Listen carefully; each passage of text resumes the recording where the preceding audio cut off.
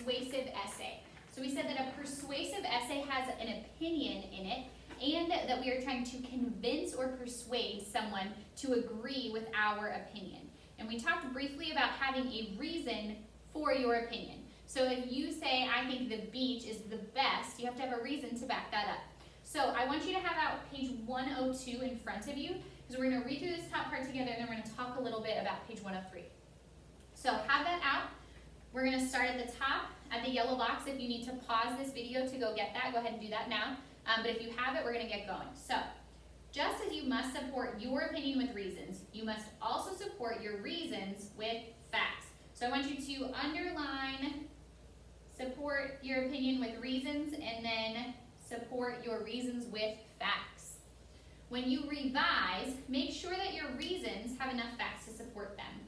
It will be fun is not a good reason if there are no facts to explain why that event will be fun. Sometimes you might need to add more facts during the revising stage.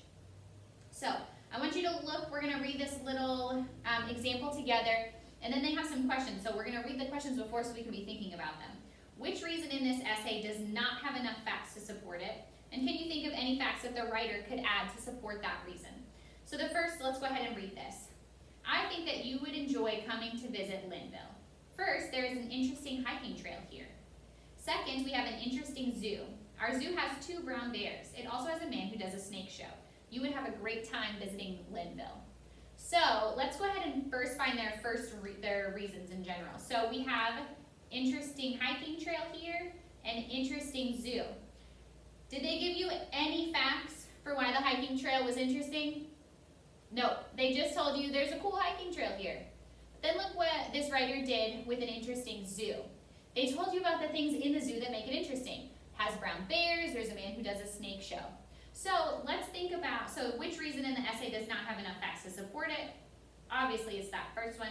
And then can you think of any facts that the writer could add to support that reason? Maybe the writer could talk about how long the trail is. Maybe he could talk about the different aspects or geographical things that are on the trail, maybe some animals that he would see. We could talk much more about that hiking trail.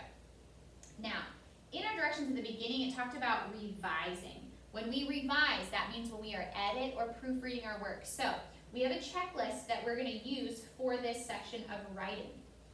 I'm going to slide mine up here so you can see it. So we're just going to go over these together. So when we're not here yet, but we're going to just know so we can see where we're headed and where we're going. When we are reading our work, we want to make sure that our essay begins with an opinion sentence. And I'll give you a prompt in a little bit that you're going to be working on. And our opinion needs 2 strong reasons. I like it, or it's fun or cool is not a strong reason. Strong reasons. And then each reason has enough facts to support it. I would say enough facts means 2 to 3 facts. Our essay should use time-ordered words. Remember our time-ordered words, as we saw up here, first, second, finally, last. And the last thing is that our essay ends with a persuasive sentence. We will get to these parts a little bit more later. Right now, we're just focusing on opinion sentence, reasons, and facts. So, if you go in your page 2, or in your workbook pages to the next one, page 103, it should look like this. If you don't have it in front of you, go get it now. We're going to use this for some planning. So, what I want you to do today, the prompt that I have for you is, I'm going to write it here so you can come back and look at it. Should Mrs. Hitchcock let us use iPads in class? I would like for you to choose a side. I want you to form your opinion. Your opinion will either be, I think Miss Hitchcock should let us use iPads in class, or I don't think Miss Hitchcock should let us use iPads in class. And then you need 2 reasons for your opinion. All I want you to do today is decide on your opinion, come up with your reasons, and then the facts for your first reason. Tomorrow, you can work on finding the facts, deciding what you want them to be for your second reason. So, one more time. Your opinion on this question: should Mrs. Hitchcock let us use iPads in class?